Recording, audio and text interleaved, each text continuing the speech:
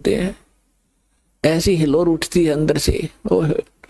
और कितना ही किसी ने हमें सता रखा हो, दुखी कर रखा हो, या कोई कर्ज परज हो, उस समय सब कुछ भूल जाता है और सब अपना सा नजर आता है। कोई किसी प्रकार का दोष उत्पन्न करने से भी नहीं होता। दास के साथ तो ये बहुत बार हुआ है, और वो कुछ देर के लिए होता है, फिर उसके बाद वो इतना ही खचड़ा भर जाता अंदर, और वही रोग फिर वो नो कर दिया, वो ऐसे हो गया, उसको कैसे कर दिया, अब के उसने देखूंगा, वो सारी वो कहर की लहर फिर स्टार्ट होगी। वो मिहिर की लहर थी, दया की लहर थी। तो सतलोक में बताया कि आपको ऐसा बॉडी मिलेगा, इसमें नाड़ी तंत्र नहीं है, बीपी हाई लो नहीं होगा, वहां कोई रोग नहीं है, कोई कष्ट नहीं है, किसी चीज का अभाव नहीं है। इसलिए तो उसकी खोज कर रहे हैं कि ऐसा स्थान है। जैसे गरीबदास साहिब जी ने एक उदाहरण देकर बताया है कि एक मंसूर नाम का एक मुसलमान था, और उसको कोई उसकी बहन थी एक सिमली, और उसको ज्ञान हुआ अपनी भाभी के साथ और भक्तों के से ज्ञान हुआ, आसपास के जो जाते थे।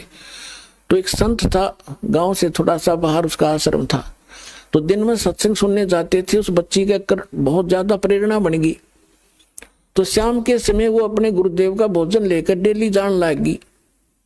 एक दिन उसके भाई को किसी ने बता दिया कि तेरी बहन गैर टाइम जाती है, वो भाई मना अच्छा नहीं लगता। तो उसने सोचा भी पहले मैं देख लूं आंखें और फिर बात करूंगा।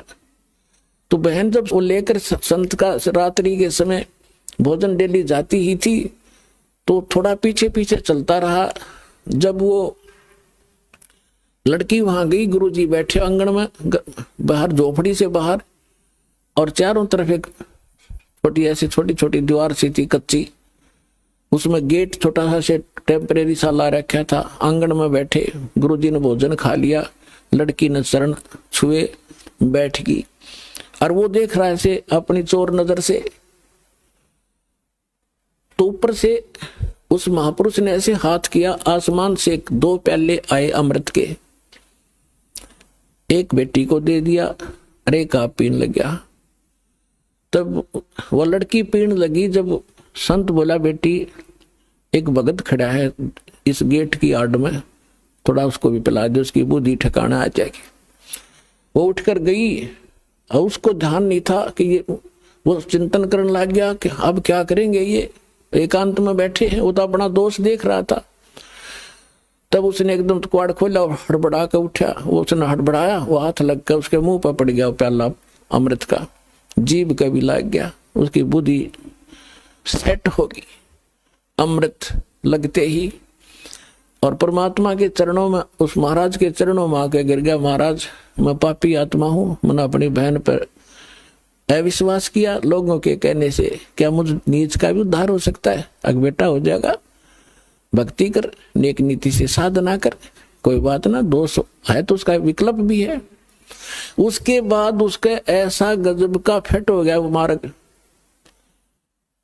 परमात्मा परमात्मा, क्योंकि वो नाम देता था जो मुसलमान रीति से हटकर था। वो संत जो नाम देता था, उसका विरोध करने लगे आम मुसलमान कि तू ऐसा मत बोल, ये नाम मत ले, तू मुसलमान है। उसका पिता राजा था, उस लड़के का। राजा के तक तब बात गई, राजा ने समाज के डर से फाइनल कर दिया, भाई धर्म का दुश्मन था, मेरा भी दुश्मन, इसको दे दो जो सजा देनी है। तो सब ने सजा दे दी कि इसको चौराहे पर खड़ा कर दो, चौराहे पर गाड़ दो इसको इतना, और सब पत्थर मारो, और जब तक ये कहना नहीं छोड़ा ये शब्द, तब तक इसको मार दो, मार मार कर, नहीं माने तो फूक दो उसको मार कर, ये काफिर है। मुसलमान गाड़ा करते फूकते नहीं, लेकिन वो नहीं माने तो उसको फूक देना, यानी वो काफिर मान कर।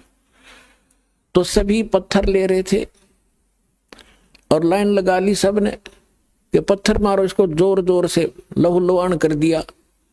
और वो हंस रहा था और वही नाम उच्चारण कर रहा था जो मुसलमान धर्म को गंवारा नहीं था। अब सिमली भी भगतनी थी और भाई भी भगत हो गया था। अब लोग लाज में उसने सोची पत्थर ना मारूंगी तो लोग मेरे पीछे पड़ेंगे, भला बुरा कहेंगे, उसने फूल उठा दिया, फूल। अब किसने मेरा पट्टा फूल मार के आगे खिसक जाऊंगी। पहले तो हंस रहा था, लोग लुवाण हो रहा था, लोग पत्थर मार रहे थे और वो नाम उच्चारण कर रहा था अनल हक। अब सिमली ने आकर उसका फूल मार दिया, फिर वो रोने लग गया।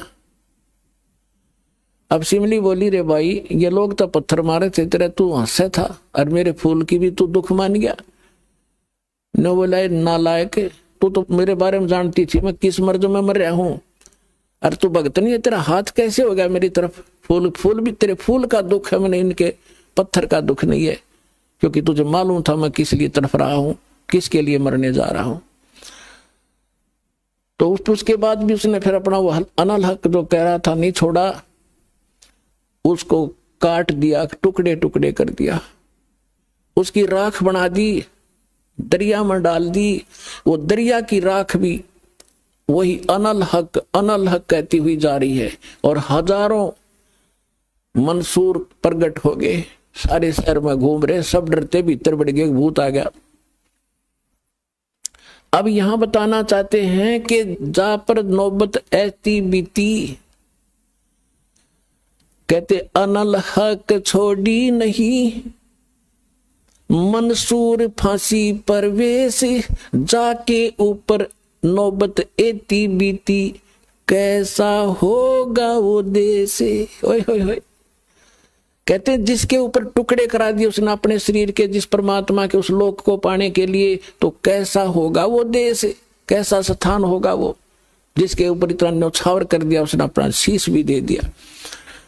तो यहां क्या बताते हैं, शंखों लहर बेहर की उपजे, कहर नहीं जा कोई, दास गरीब अचल अविनाशी, सुख का सागर सोई। वो सतलोक जहां से आप आए हो और उस सुख की आपको यहां आभास है, उस सुख का, उसकी तरफ आप खोज रहे हो। देखो आज मनुष्य उस जीव की वृत्ति है, रिमोट बना लिए, बैठे बैठे लाइट के भी रिमोट बन गए, गेट भी रिमोट, और टीवी तो ये चैनल बहुत दिनों से चल रहे हैं। तो हम ये चाहते हैं काम कम करें, हमें लाभ घना हो, सुख ज्यादा हो, हाथ पांव थोड़े अलावा।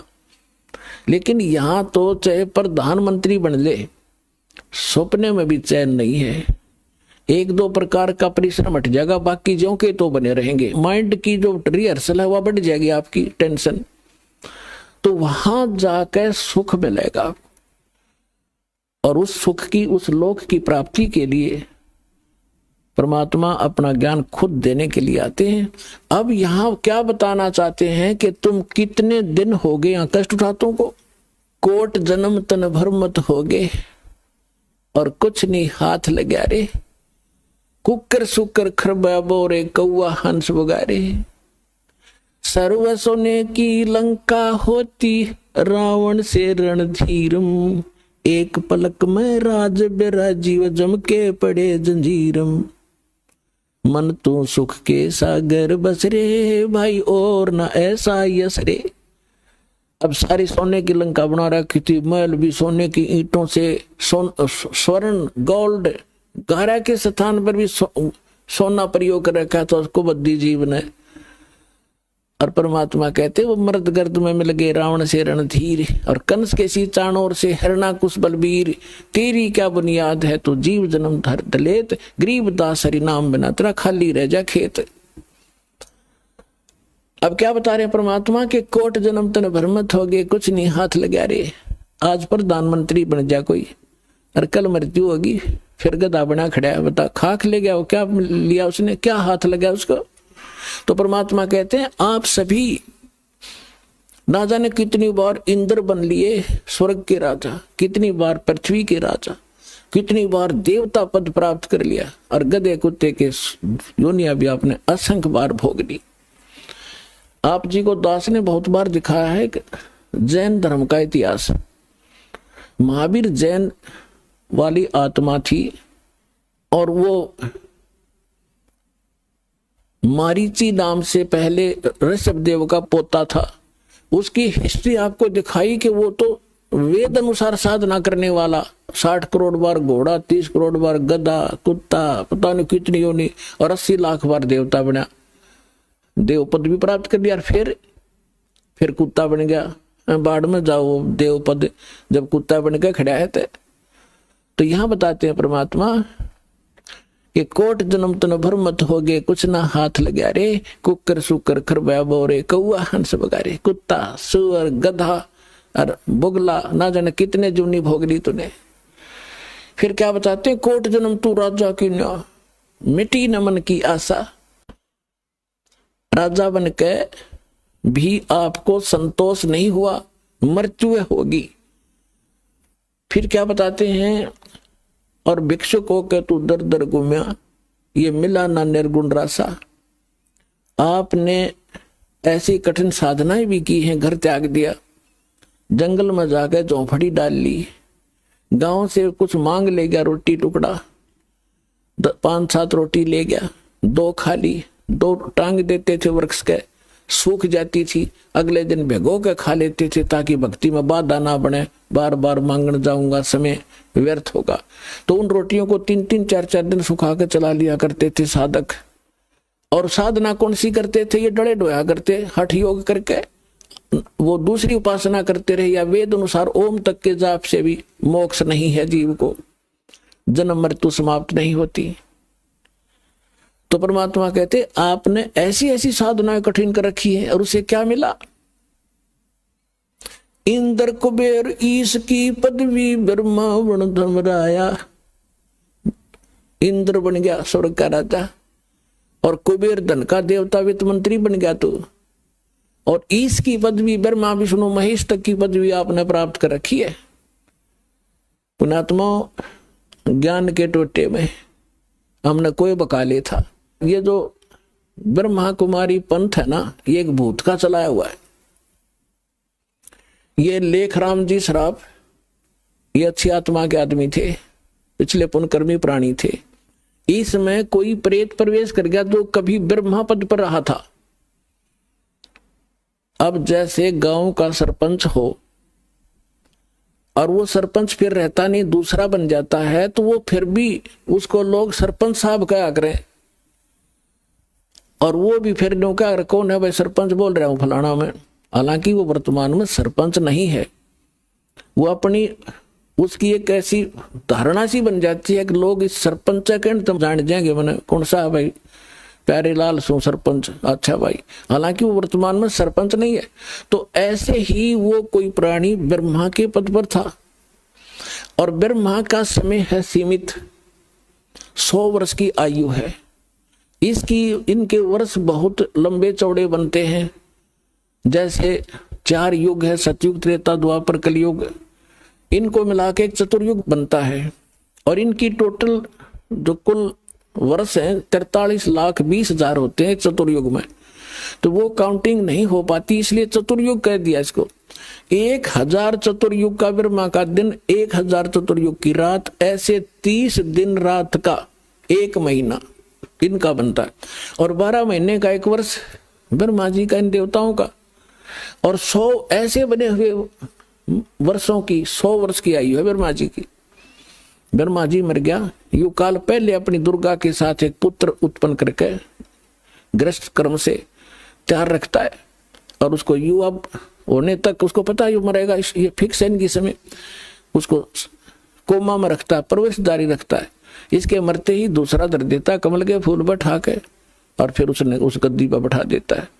ऐसे 7 ब्रह्मा की मृत्यु के बाद एक विष्णु की मृत्यु होती है, और 7 विष्णु की मृत्यु के बाद एक शंकर की मृत्यु होती है। तो इस प्रकार वो प्रथम जो पहले वाला जो ब्रह्मा या विष्णु मृत्यु को प्राप्त होता है, वो आम प्राणी की योनि में चला जाता है, लेकिन उसको फिर से आभास रहता है। जैसे यहां बहुत से आप आते हैं, देखते हैं, एक भक्त कह रहा था कि